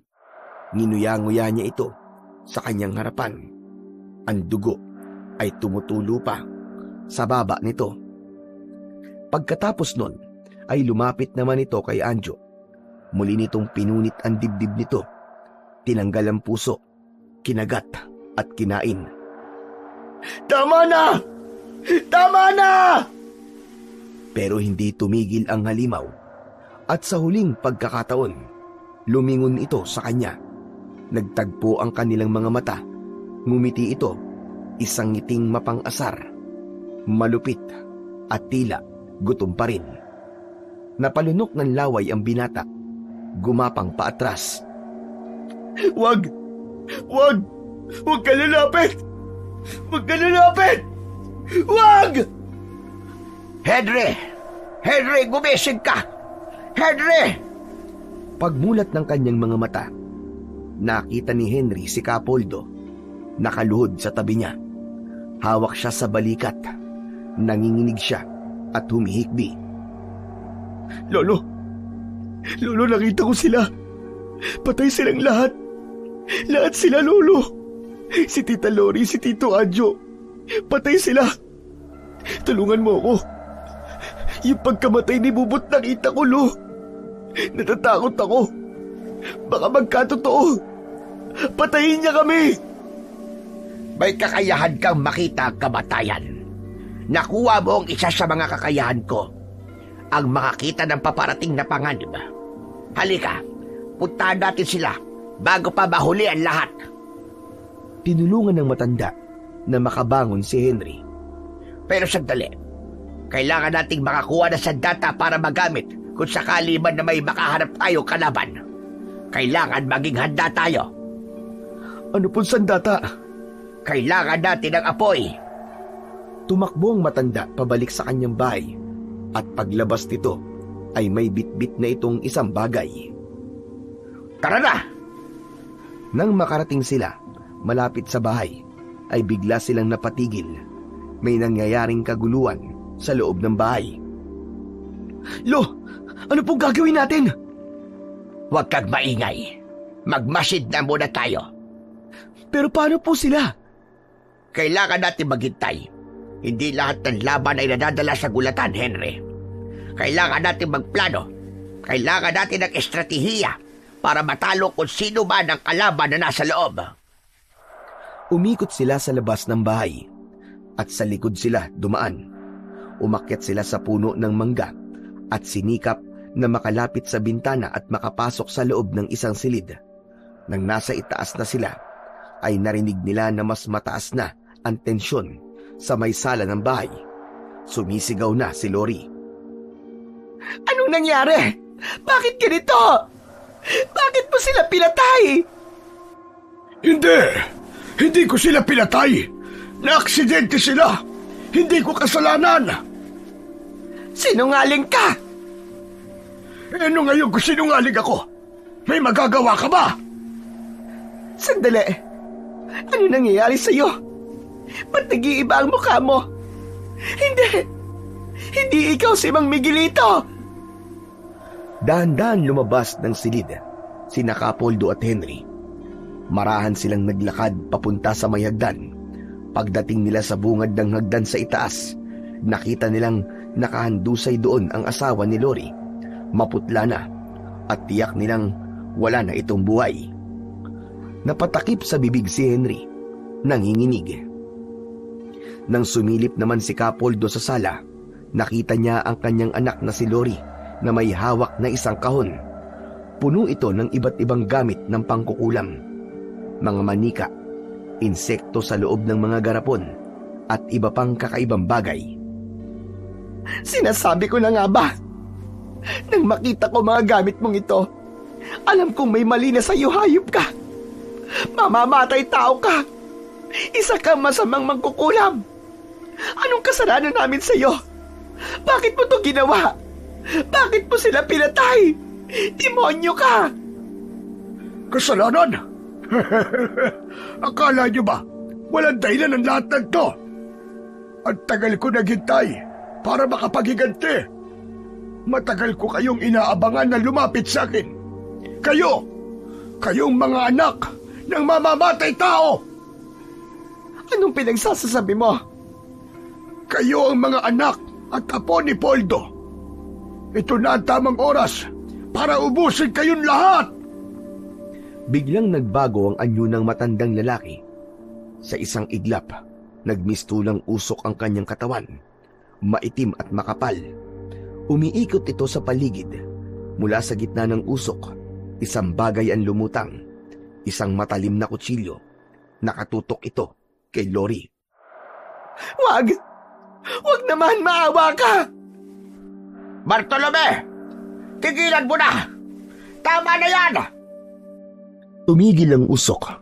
Tila kinilala nito ang lalaki nagsalita. Nakatayo ito sa may puno ng hagdan. Unti-unting nabuo muli ang katawan ng lalaki mula sa usok. Hindi na ito si Mang Miguelito. Isa na itong kakaibang nilalang. Ang mga mata nito ay pulang-pula. May sungay na tumubo sa kanyang ulo at ang kanyang mga ngipin ay mahahaba at matutulis. Natulala si Henry nang makita ito. Eksakto sa halimaw na nakita niya sa kanyang pangitain. Ako ang harapin mo! Hayop ka! Sa wakas, nandito ka na rin, Poldo. Lumabas ka rin sa lungga mo na pinalibutan mo ng proteksyon.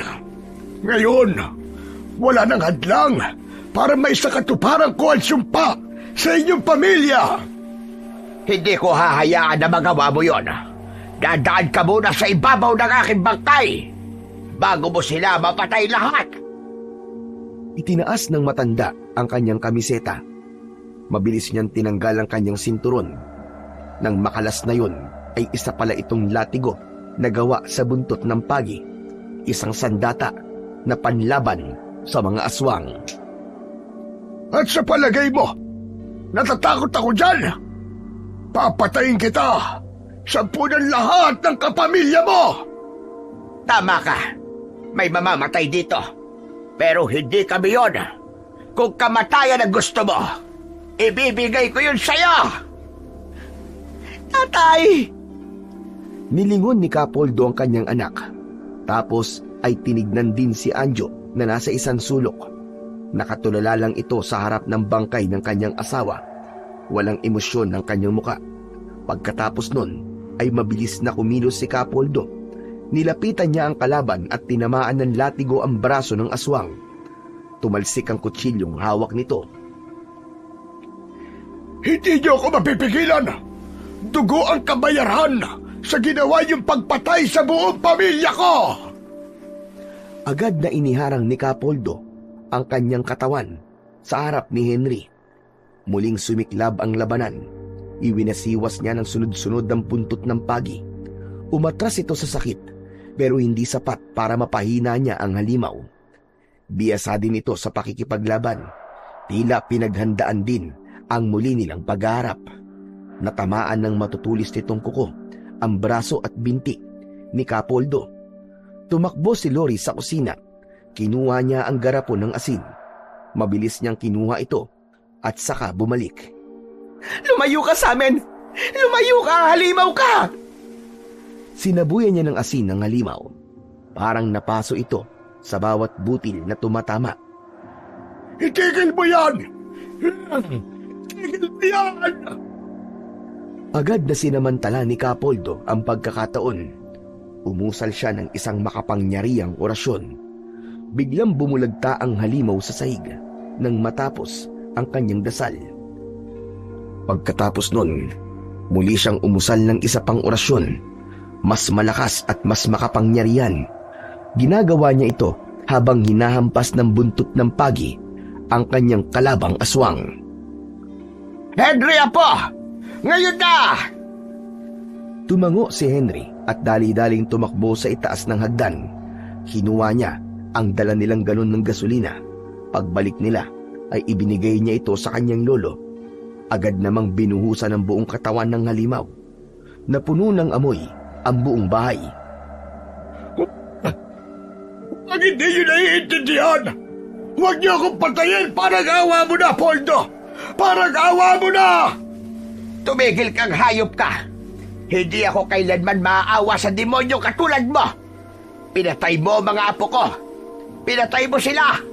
Pagbabayaran mo ang lahat ng ginawa mo! Ano ka ba? Pwede naman natin pag-usapan to. Quits na tayo! Tama na! Hindi nagpatinag si Capoldo. Kahit ilang beses pa na magmakaawa ang kalaban ay hindi niya ito pinakinggan.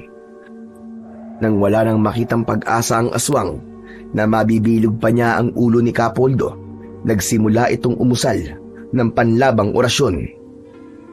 Ngunit hindi pa man natatapos ang dasal nito, sinindihan na ng matanda ang lighter at inihagis yun kay Bartolome.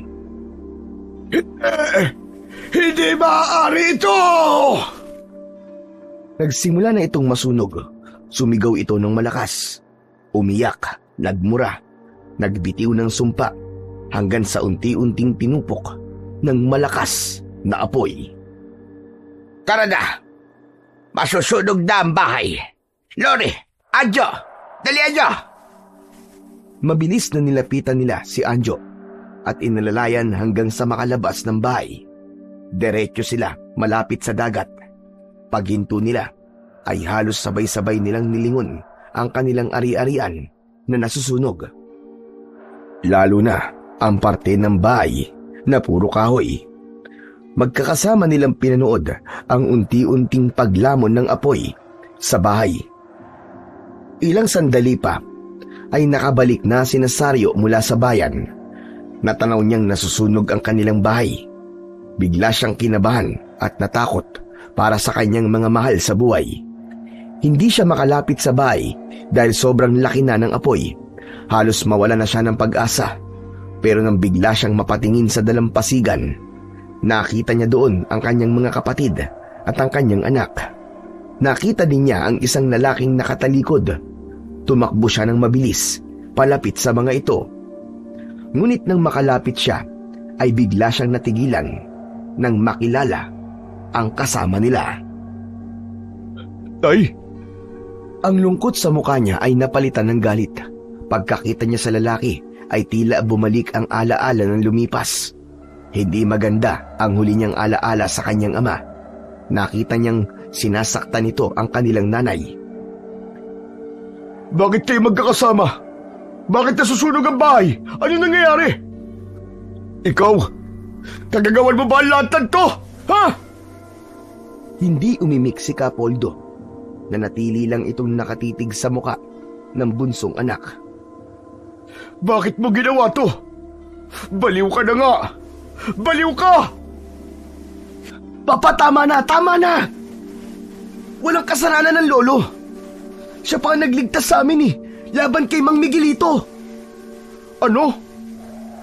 Sario, anak. Tumahimik ka! Ikaw, Henry. Ba't may pinagtatanggol ang taong ito?